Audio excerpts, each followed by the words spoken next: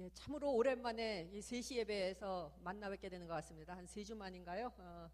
정확하게 기억도 안 나는데요. 여러분들 모두 이렇게 다시 만나게 돼서 참으로 반갑습니다. 오늘 저희들이 같이 묵상해 볼 말씀은 마가복음 8장 27절에서 38절입니다. 여기는 28절이라고 되어 있는데 38절입니다. 제가 한 절 읽고 그 다음에 여러분들이 한 절 읽는 교독 형식으로 같이 봉독하도록 하겠습니다. 예수와 제자들이 빌립보 가이사랴 여러 마을로 나가실새 길에서 제자들에게 물어 이르시되 사람들이 나를 누구라고 하느냐?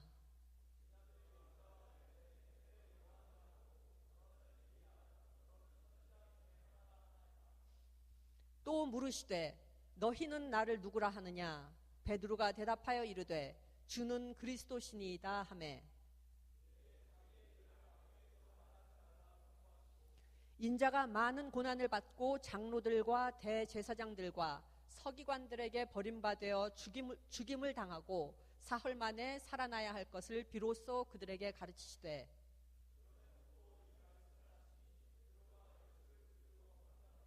예수께서 돌이키사 제자들을 보시며 베드로를 꾸짖어 이르시되 사탄아 내 뒤로 물러가라. 네가 하나님의 일을 생각하지 아니하고 도리어 사람의 일을 생각하는도다 하시고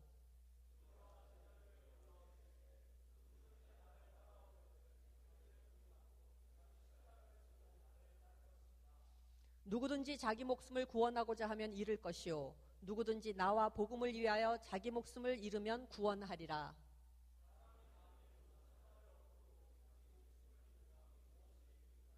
사람이 무엇을 주고 자기 목숨과 바꾸겠느냐?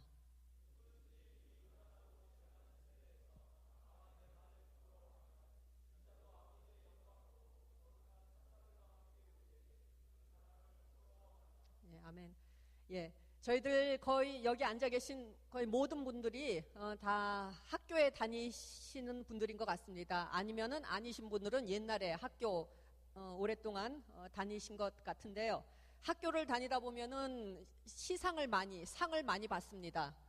한두 번씩은 다 상을 받는데 출석 잘해서 개근상, 공부 잘하면 우등상, 또 뭐 율동 잘하면 또 율동상도 학예에서 율동상도 있을 거고, 음악상도 있을 거고, 미술, 그 다음에 운동 잘하면 또 운동에서 주는 상이 있죠. 그래서 자기가 받은 재능에 맞추어서 그 분야에서 다른 사람보다 뛰어나면은 저희들이 상을 받게 됩니다. 그런데 이러한 여러 가지 상들 중에서 혹시 다른 사람들을 잘 따랐기 때문에 주는 상을 받아본 일이 있는가요? 아니면 그런 상이 있었던 것을 기억하세요? 다른 사람보다 내가 뛰어나서 받은 상이 아니라 내가 다른 사람들에게를 잘 따라다녔기 때문에 받은 상이 있는지, 아니면은 그런 상을 주는 학교가 있었는지 아마 없을 겁니다. 또 이 자녀들이 이 상을 받으면은 저희의 부모님들이 참 기뻐합니다. 이게 참 잘나가지고 이렇게 다른 사람보다 잘해가지고 상을 받으면은 자랑스러워하죠. 그런데 만약 주위 사람들이 이 부모님한테 당신의 자녀가 다른 사람을 참 잘 따라서, 다른 사람을 지도한 게 아니라 참 잘 따라다녀서 참 보기 좋다, 참 좋은 훌륭한 뛰어난 자녀 두었다 하는 말을 들으면은 그 자기 자녀에 대해서 자랑스러워할 부모님이 몇이나 되는지 의문스럽습니다. 또 그런 거 하면은 전기 작가가 있습니다. 전기 작가들은 이 사람들의 일생을 쓰는 그런 작가들인데 보통 위대한 사람들을 많이 쓰게 되죠. 다른 사람보다 뛰어난 사람. 그런데 이 전기 중에서 다른 사람들을 잘 따랐기 때문에 쓴 전기가 있는지, 또한 그러한 사람을 발굴해서 글을 쓰는, 그 사람의 일생에 대해서 쓰는 전기가 있는지, 전기 작가가 있는지 저희들 생각해 보게 됩니다. 이 대학교 저희들 교육을 받고 있는데 대학교는 어떤 곳인가요? 미래의 지도자를 육성하는 것이고 미래에 다른 사람들이 이 각자 여기 앉아 계신 분들을 많이 따라오게 만들기 위하여, 그러한 훌륭한 사람으로 만들기 위하여 이 대학교가 존재하고 그러한 목적으로 대학 교육이 진행되고 있습니다. 또한 그러한 사람이 되기 위해서 저희들 모두가 교육을 받고 있습니다. 그래서 대학교 입학식이나 졸업식에 보면은 무슨 말이 나오나요?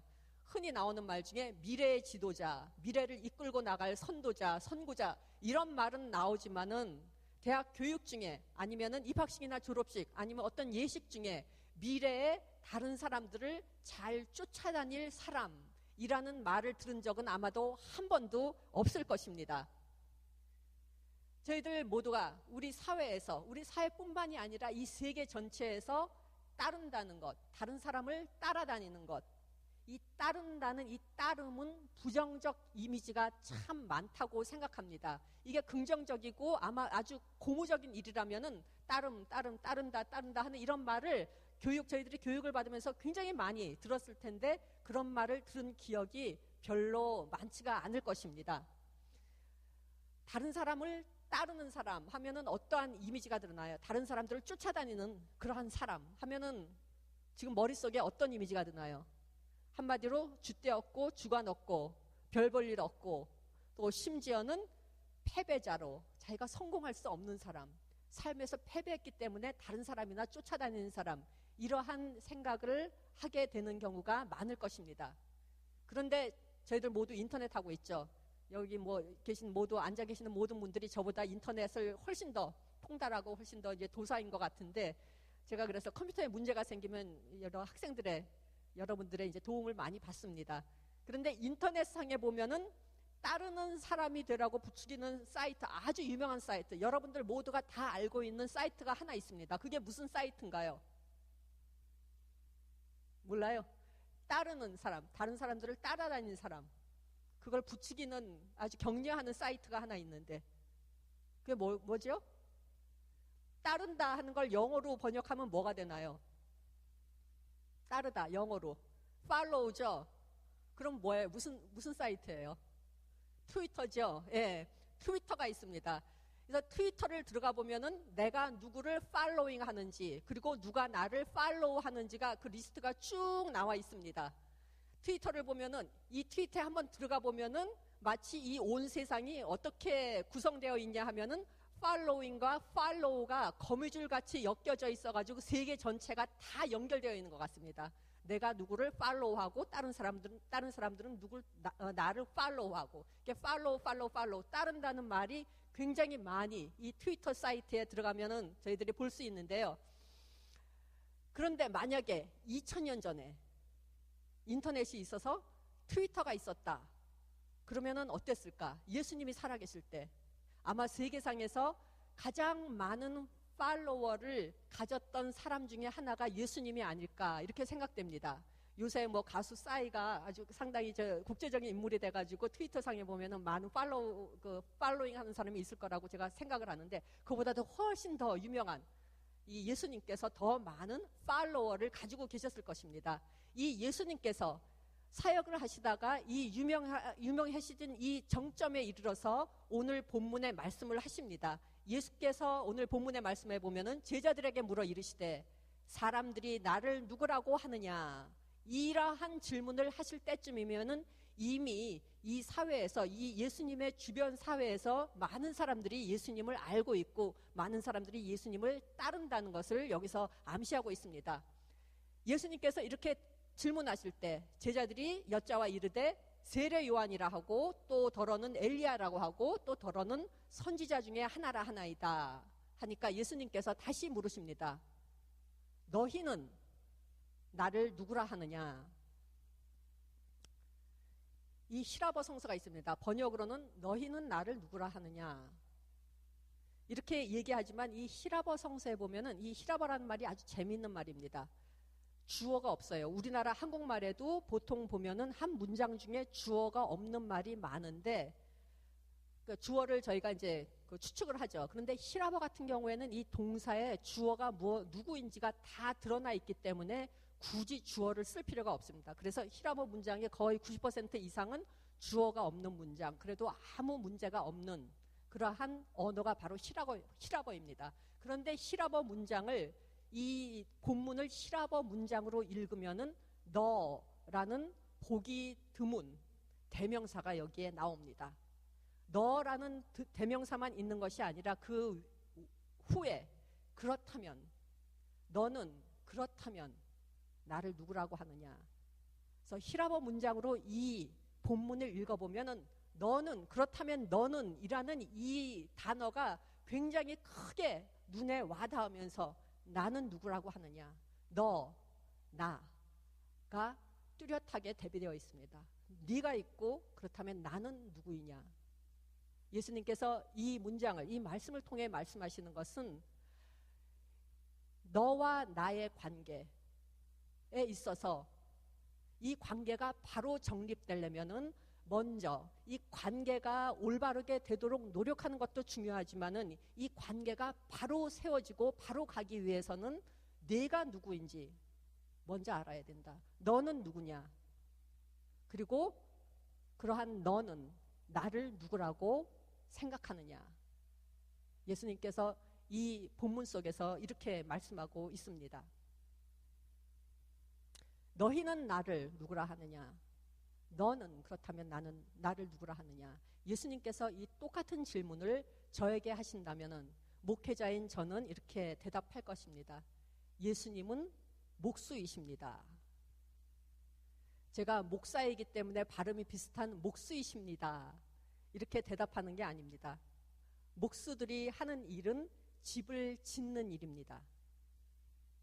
목수이시기 때문에, 집을 짓는 분이시기 때문에 저는, 저에게 있어서 예수님은 목수이십니다. 집을 짓는 분이시기 때문에 저에게 의미가 있으신 분이십니다. 라고 고백을 할 것입니다. 그렇다면 어떤 집인가요?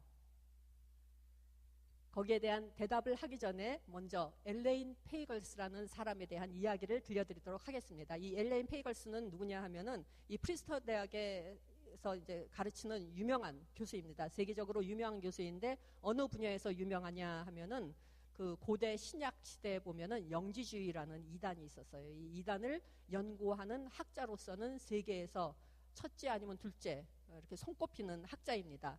그러면은 이 신약 시대 이 이단에 대해서 공부하니까 당연히 이 교수님은 교회 잘 나가는 아주 독실한 신앙인이겠지 하고 우리가 짐작할 수 있겠지만은 전혀 그렇지가 않습니다. 이 교수님께서는 영지주의를, 신약 시대를 신앙적인 눈으로 공부하는 것이 아니라 신학적이고 학문적인 하나의 학문으로서 객관적인 눈으로 보려고 노력하면서 연구하시는 분입니다.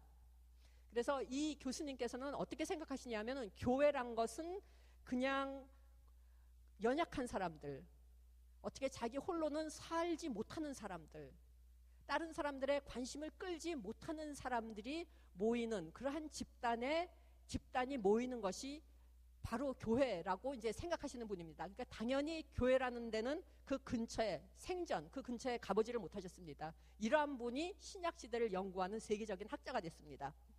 근데 이 엘레인 페이걸스라는 분이, 그러니까 아주 학문적인 분이죠. 객관적이고 과학적이고 2003년에 많은 베스트셀러를 썼는데 2003년에 아주 특별한 영지주의에 있어서는 굉장히 중요한 베스트셀러를 하나 쓰셨습니다. 신앙의 저 너머에, 한국말로 번역하면 그렇게 해야 될 것 같은데 Beyond Belief라는 이 책을 출간하셨습니다. 이게 학문적인 책이라면은 그냥 영지주의가 무엇인가, 이건 신약시대와 이런 관련이 있고 이러한 것들로 내용이 채워져 있을 텐데 이 페이걸스 교수님의 다른 책하고는 아주 다르게 이 책의 맨 첫 부분에는 이 교수님이 자신의 사적인 사생활에서 어떤 일이 벌어지고 있는지를 쓰고 있습니다. 여기서 이 교수님이 이 책을 어떻게 시작하고 있냐 하면은 한겨울 매우 추웠던 주일 아침이었습니다 라고 책이 시작됩니다. 저는 항상 하던 대로 조깅을 하고 있었습니다. 그런데 조깅을 하고 있는데 조깅 코스 중에 교회 건물 주위를 지나게 되었습니다. 항상 보던 교회 건물이었지만은 그날만큼은 잠시 그 안에 들어가 몸이라도 녹여야 되겠다는 생각을 하게 되었습니다. 이 교수님으로서는 아주 파격적인 생각입니다. 왜 그랬을까? 바로 이틀 전 저의 2살 난 아들이 불치의 병에 걸려 세상을 떠날 시간이 얼마 안 되었다는 선고를 받았습니다. 그 선고를 받았을 때의 심정을 다음과 같이 묘사합니다. 아들은 이제 수개월, 운이 좋으면 2, 3년밖에 앞으로 못 살 거라는 진단을 받은 다음 날 의료진들은 우리 부부에게 아들의 폐 조직 검사를 위해 승인을 해줄 것을 요청하였습니다. 검사가 치료에 얼마나 도움이 될까 하는 우리 부부의 질문에 이 의사 선생님들은 치료는 안 되겠지만, 완치는 안 되겠지만 병이 얼마나 진척되어 있는지를 알 수는 있게 될 것이라고 설명해 주었습니다. 그런데 이 우리의 아들은 전날의 고통스러운 검사들로 인해 이미 몸이 허약해질 대로 허약해져 있어서 그 몸에, 허약해진 몸에 주사 바늘이 더 들어간다면은 어떻게 될지 몰라서 더 이상 버틸 힘이 없어서 죽을지도 모른다는 그런 느낌이 들었기 때문에 우리들은 조직 검사를 거부하고 아들을 담요에 쌓아안고 옷가지와 그림책 가지고 집으로 데리고 돌아왔습니다. 이러한 심정에서 조깅을 하고 있던 페이걸스의 눈에 띄었던 것이 교회입니다. 교회를 지나면서 페이걸스가 이러한 생각을 했다고 합니다. 교회에 마지막으로 출석한 지가 언제인지도 기억하지 못하는 내가 교회 안에 들어가야 되겠다는 생각을 하는 나 자신에 대해서 놀라면서 안에서 흘러나오는 화음이 잘 어우러진 찬양 소리를 들으며 저도 모르게 발길이 이끌려 교회 안으로 들어가 보았습니다. 안으로 들어가 보니 그 안에서는 가운을 입은 목사님이 맑고 또렷한 목소리로 기도를 하고 있었습니다. 본당문 바로 뒤에서 서서 그 안으로 들어갈 용기는 못 내고 본당문 바로 뒤에서 창문을 통하여 예배드리는 모습을 보면서 한 생각이 저의 마음속에 떠올랐습니다. 이곳에는 죽음을 어떻게 맞이해야 하는지 알고 있는 가족과 같은 사람들이 있다. 이 본당문 뒤에 서서 예배드리는 모습을 보면서 그곳에 있어야 한다는 것을 인정하고 싶지 않았지만은 인정하지 않을 수가 없었습니다. 이곳은 흘러내리는 눈물을 어린 아들에게 쏟아붓지 않아도 되는 곳입니다. 이곳은 찬양드리고 경배드리고 서로가 서로에게 필요한 존재라는 것을 서로 인정하고 인간들이 제어하거나 상상하지 못할 재난이 닥쳤을 때 어려움을 서로 나누며 헤쳐나가는 서로 다른 사람들이 모여 한 가족을 이룬 공동체입니다. 교회 밖에 그 안에 본당문 바로 뒤에 그 홀에서 추위와 또 부모에게 생길 수 있는 최악의 상황에서 두려움에 몸을 떨며 페이걸스가 이러한 고백을 하고 있었습니다.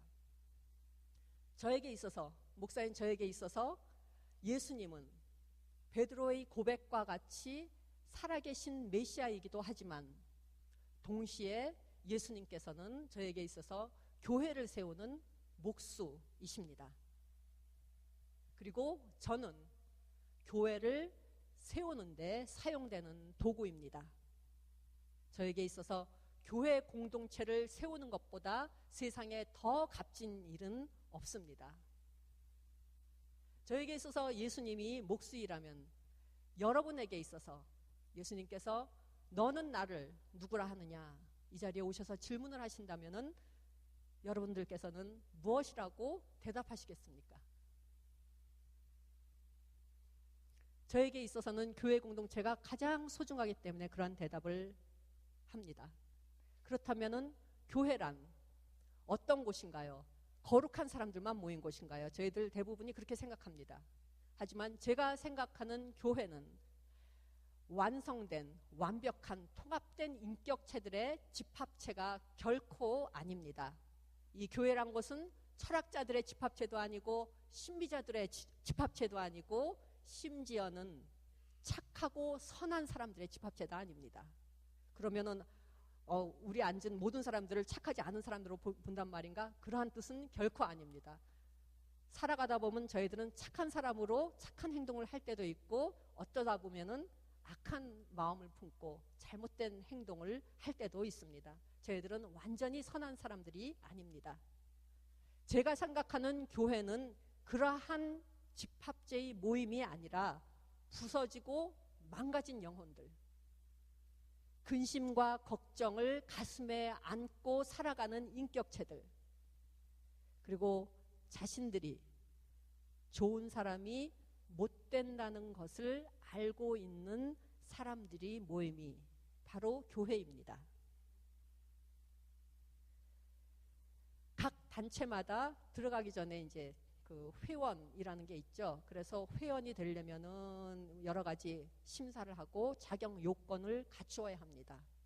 그렇다면은 교회의 회원이 되기 위해서는 어떠한 자격이 있어야 되나?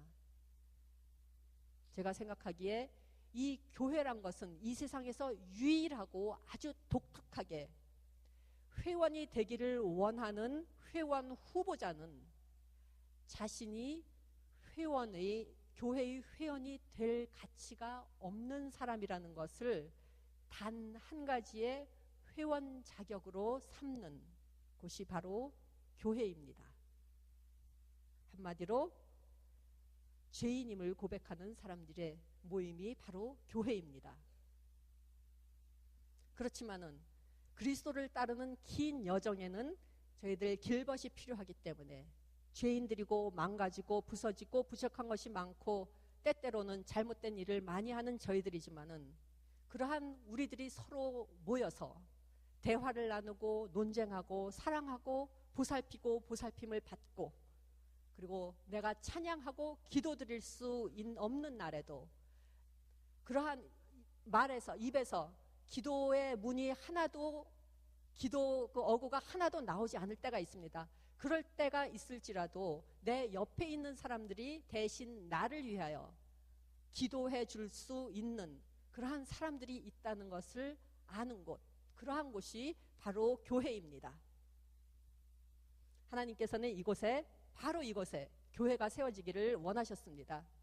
여러분과 제가 이곳에 있는 이유는 예수님을 도와서 교회를 차츰차츰 이루어 나가고 결국에는 장래에 이 교회의 문을 통하여 이 자리에 들어와 예배를 드리면서 친교의 아름다움에 경탄하고 강단에서 선포되어지는 메시지에 양육되고 위로받을 저희 다음 세대의 친구들에게 이 교회를 조금 더 완성된 모습으로 조금 더 아름답고 선한 모습으로 넘겨주기 위함이라고 저는 믿고 있습니다.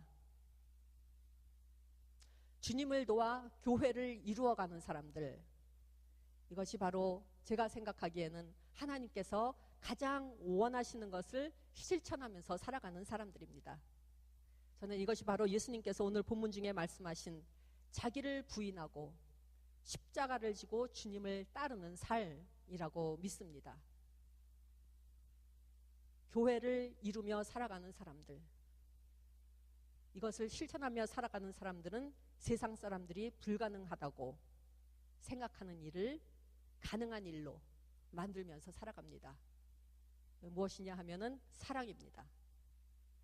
프레드릭 비크너라는 사람이 있습니다. 이분이 장엄한 패배, 제목도 아주 좋습니다. 장엄한 패배입니다. 성공이 아니라 패배라는 책에서 사랑의 종류에 대해서 이야기합니다. 사랑의 종류에는 4가지가 있다고 합니다. 첫 번째는 친구 간의 우정입니다. 이것은 형제 간의 우애와 같이 대등한 관계에서의 사랑인데 이러한 종류의 사랑은 인간적인 일이라고 얘기합니다.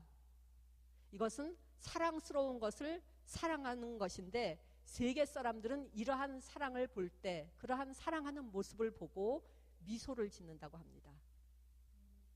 두 번째 사랑이 있습니다. 이것은 고통받는 사람들이나 가난한 사람들, 병자나 실패자 그리고 사랑스럽지 못한 사람들을 사랑하는 것입니다. 나보다 못한 처지에 있는 사람들을 사랑하는 것. 비크너는 이것을 아름다운 일이라고 이야기하고 있습니다. 사랑스럽지 못한 사람들을 사랑하는 것, 어려운 일이지만은 아름다운 일이라고 이야기합니다. 그리고 이러한 사랑을 볼 때 세계 사람들은 이 사랑은 세계 사람들의 심금을 울린다라고 이야기하고 있습니다. 세 번째 사랑이 있습니다. 내가 실패한 일에, 나는 실패하였지만은 바로 그 일에 성공한 사람들을 보고 그 사람을 시기하지 않고 그들과 함께 기뻐하고, 가난한 사람이 자기보다 더 잘 사는 사람을 사랑하는 것 같이 나보다 더 잘 되어가고 모든 일에 있어서 잘 나가고 있는 것 같이 보이는 사람들을 사랑하는 것이라고 합니다. 이러한 사랑은 아주 드문 일이라고 합니다. 저희들 그러한 속담이 있죠. 사촌이 땅을 사면 배가 아프다. 그렇지만 배 아파하지 않고 그 사람들과 함께 웃고 울어줄 줄 아는 사람, 그러한 사랑하는 마음을 가진 사람은 참 보기 드물다고 합니다. 그래서 세계는 이러한 사랑을 실천하고 보이는 사람들을 성자들이라고 이야기하면서 이러한 성자들이 어떻게 정말로 존재할 수 있을까 약간 혼란스러워한다고 이야기합니다. 이제 마지막 네 번째 사랑입니다. 네 번째 사랑은 원수에 대한 사랑입니다. 나를 놀리고 나를 위협하고 나에게 고통을 주고 나를 괴롭게 하는 사람을 사랑하는 것입니다. 고문당하는 사람이 고문하는 사람을 사랑할 수 있는 힘입니다. 비코너는 이것을 하나님의 사랑이라고 합니다. 그리고 이 사랑은 세계를 정복한다고 이야기하고 있습니다. 주님께서는 우리들의 일생을 사랑이라는 저울에 달고서 측정하십니다. 지금 이 네 가지의 사랑 중에 어떤 종류의 사랑들을 실천하고 계시고 또 실천하셨는지 생각해 보시기 바랍니다. 교회란 이 네 가지 사랑을 모두 다 실천하는 곳입니다. 이것이 어떻게 가능한 일일까요? 어떤 저명한 파데레프스키라는 폴란드의 저명한 피아니스트가 있습니다. 이 피아니스트가 한 도시에서 연주회를 하게 되었는데, 워낙 세계적으로 유명한 이제 그 사람이 자기네 도시에 조그만 시골 도시에 와서 연주를 하게 되니까 그 도시에 살고 있던 한 어머니가 근데 이 어머니는 자기 아들이 피아노를 잘 치는 사람이 되기를 상당히 원했습니다. 그래서 이제 파데레프스키가 온다니까 아주 좋은 기회다. 아들 이제 피아노 레슨에 도움이 될 테니까 아들을 데리고 가서 이제 조금 듣게 해야지 이런 생각으로 비싼 표지만은 좋은 앞자리 좌석 표를 사서 아들을 데리고 갔습니다. 그래서 이 연주회 날 밤 둘이 앉아 있었는데 아직 음악회는 시작되지 않았고 이 무대에는 피아노만 덩그랗게 있었습니다. 그런데 어머니가 이렇게 주위에 보니까 자기 옆집에 사는 사람들도 또 와 있었어요. 그래가지고 너무나 반가워가지고 어떻게 왔느냐 하면서 막 인사하면서 서로 이야기를 나누고 있는 중에 아들 챙기려고 이렇게 옆에 보니까 아들이 사라져버렸어요. 그래서 이게 어떻게 된 일인가 하면서 놀라가지고 두리번 아들을 찾아봤더니 아들이 저쪽으로 쭉 걸어 올라갔는데 쪼르르 가더니 무대 위로 올라가더니 그 많은 사람이 앉아있는 수천의 사람들이 앉아있는 그 무대, 모든 사람들이 보고 있는 그 무대의 피아노 앞에 겁도 없이 딱 앉는 거예요.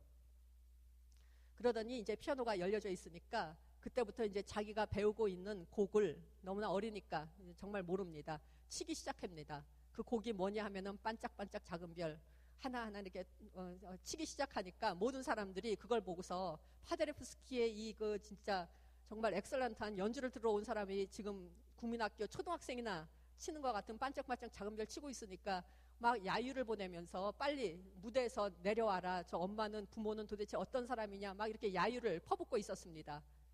그런데 그 모습을 보고 있던 무대 뒤에서 보고 있던 파데레프스키가 갑자기 무대로 걸어 나옵니다. 아직 시간이 안 됐는데. 그러더니 이 소년에 있는 피아노로 가더니 그 옆에 탁 앉습니다. 그러니 소년의 귀에다 대고 이야기합니다. 쉬지 말고 그 노래 계속 연주하고 있어라. 그래서 소년이 계속 반짝반짝 작은 별 하니까 파데레프스키가 옆에 앉아가지고 반주를 하면서 화음을 맞춰줍니다. 그래서 이 소년이 치는 반짝반짝 작은 별은 세계에서 정말 듣기 힘든 아주 명연주가 되어버렸다고 이야기합니다.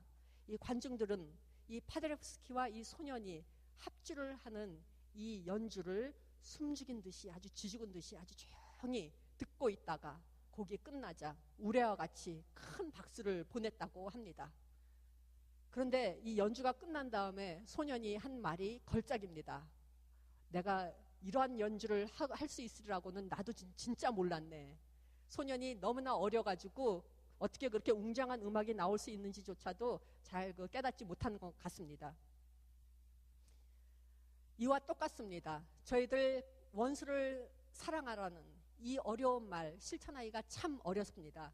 저희들 그러한 능력이 없고 또 저희들 그러한 가치도 없고 보잘것없는 한 사람 한 사람 개인이지만 하나님께서 함께 하실 때 주님께서 우리의 옆에 앉아서 우리들과 같이 연주해 주실 때 그래서 저희들이 하나님에 의해 사용받을 때 저희들 불가능한 것도 할 수 있습니다.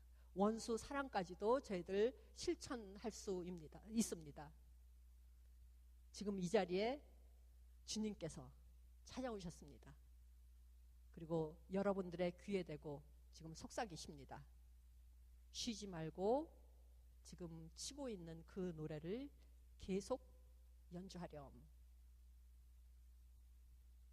그 노래가 무엇인지 여러분 각자만 알고 계실 것입니다. 주님께서 이루어 가시는 이 교회에서 우리들 각자가 주어진 악기를 가지고 주님과 함께 연주할 때 세계는 우리가 연주하는 교향악을 듣게 될 것입니다. 주님의 사랑과 그리고 서로 간의 사랑으로 저희들이 하나 되어서 주님을 따르며 주님과 함께 대학교회를 이루어 나가는 저와 여러분이 되시기를 간절히 바랍니다.